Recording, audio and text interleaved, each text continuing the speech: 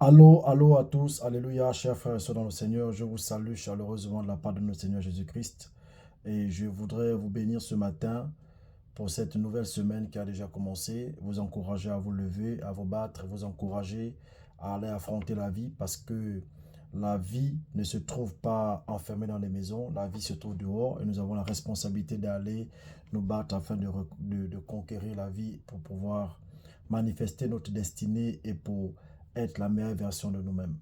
Nous avons eu un live intéressant hier. Je voudrais bénir toutes les personnes qui ont participé. Mais j'ai encore beaucoup de questions qui fusent. Et donc la semaine prochaine, par la grâce de Dieu, nous reviendrons sur ces questions pour pouvoir aller en profondeur et voir comment nous pouvons mieux cerner le thème. Et nous invitons le plus grand nombre parmi vous à participer, à nous raconter leurs histoires. Par exemple, j'ai quelques questions que je vais laisser à la fin de ma vidéo afin que nous commencions à méditer et réfléchir là-dessus. Mais le sujet de ce matin, je voudrais rappeler à quelqu'un la place des anges dans la vie du quotidien. Parce que dans nos assemblées, dans notre vie quotidienne, on nous a toujours appris à voir un ange comme étant quelqu'un qui vient avec des ailes, avec des grandes épées, avec tout ce qu'il faut comme artifice. Cette description est d'autant plus vraie qu'elle apparaît beaucoup plus dans la Bible, dans l'Apocalypse, lorsque Jean se trouve sur l'île de Patmos et qu'il est transporté en esprit. Il a effectivement cette description qui fait des êtres célestes. Mais que comprendre des anges qui viennent sur la terre pour nous aider? Ce que j'ai découvert, c'est que lorsque Dieu veut se manifester sur la terre, lorsqu'il nous envoie un ange à notre secours, cet ange qui est un esprit, et un esprit ne peut pas se représenter, cet esprit prendra une forme animée sur la terre, soit peut entrer dans un animal, peut entrer dans une personne, qui peut entrer dans un arbre pour nous faire passer un message quelconque. Parce qu'un ange est un esprit, c'est une puissance, c'est une force, c'est une énergie spirituelle. Cette énergie, n'ayant pas une matière physique, pour opérer sur la terre de la matière, va devoir emprunter une matière pour manifester ce que il est. C'est pourquoi, en général, les anges autour de nous ne sont pas des personnes imaginaires. En général, autour de nous, les anges de Dieu se manifestent par des personnes qui nous entourent. Des fois, tu rencontres quelqu'un qui te fait extrêmement du bien. C'est peut-être un ange que Dieu a envoyé avec cette forme. Peut-être tu rencontres un ami, mais ce jour-là, cet ange a pris l'apparence de ton ami pour venir te rendre un service, pour répondre à ta question. Des fois, tu vis une scène, des fois, tu vois une manifestation, tu écoutes une chanson, une musique, ou tu vois un acte qui te donne un enseignement ou qui te donne une réponse aux questions que tu t'es posées. Sachez que toutes ces manifestations peuvent être des manifestations angéliques parce qu'un ange, pour te parler, un ange pour agir dans ta vie, prendra une forme animée afin de manifester ce qu'il est venu faire. Je me rappelle de l'histoire de Balaam. Lorsqu'il voulait, il était sur le chemin avec l'ânesse qui le conduisait. La Bible nous enseigne, c'est dans Nombre chapitre 22, que l'ânesse vit l'ange et l'ânesse entendit l'ange parler. Et l'ânesse se détourna du chemin parce que l'ânesse a vu que l'ange avait une épée. Et donc, la manifestation de l'ânesse se détournant du chemin n'était que la conséquence de l'action que l'ange opérait pour pouvoir parler à Balaam. Le même phénomène s'est produit pour Paul lorsqu'il était sur le chemin de Damas. Nous sommes dans Actes des Apôtres chapitre 9.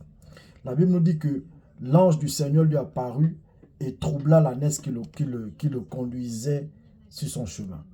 Frères et sœurs dans le Seigneur, c'est important de faire du bien autour de vous. Parce que nous ne savons pas que des fois le bien que nous faisons, nous croyons le faire à un frère, à une sœur. Mais nous le faisons en fait à un ange de Dieu qui est venu pour récolter notre bien.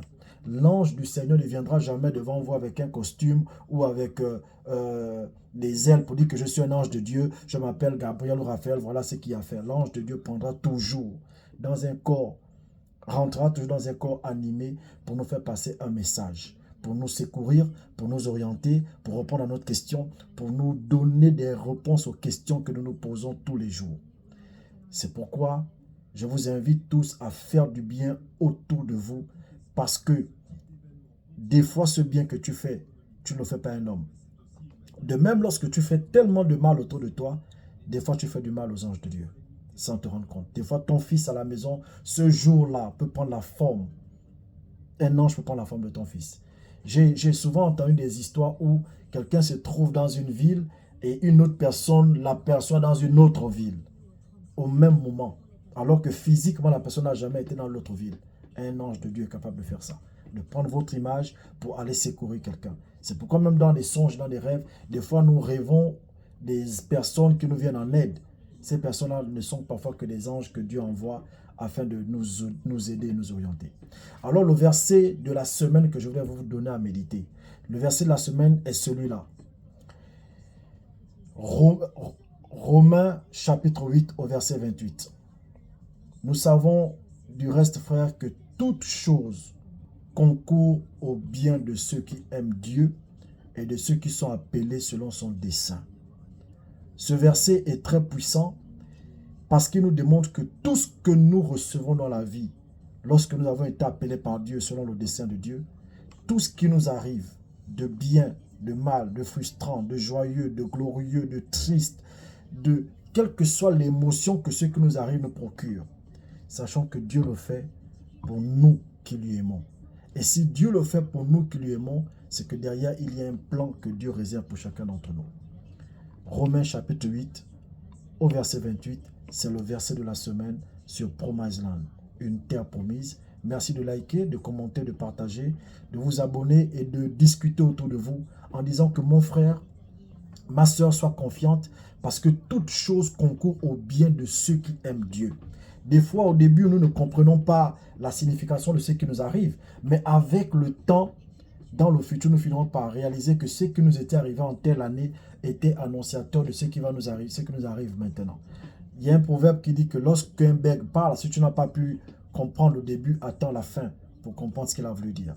Des fois, nous ne comprenons pas les actions de Dieu au début, mais la fin vient répondre aux questions que nous nous posons dans une destinée glorieuse. Soyez bénis ce matin et que Dieu vous accompagne. Bonne semaine, bon travail, soyez concentrés, soyez honnêtes envers vous-même et n'oubliez pas de mener une vie de prière, d'aimer ceux qui sont autour de vous parce que le véritable amour se manifeste envers les personnes qui nous entourent chaque jour. Ce n'est pas dans les paroisses, ce n'est pas dans les églises, ce n'est pas pendant le culte. La vie chrétienne se démontre au jour le jour avec tous ceux qui nous entourent. Soyez bénis, écrivez-nous, vous avez notre numéro sur notre page WhatsApp, partagez-nous votre histoire et nous y reviendrons avec des questions pour le sujet de dimanche. Que Dieu nous bénisse au nom de Jésus. Amen.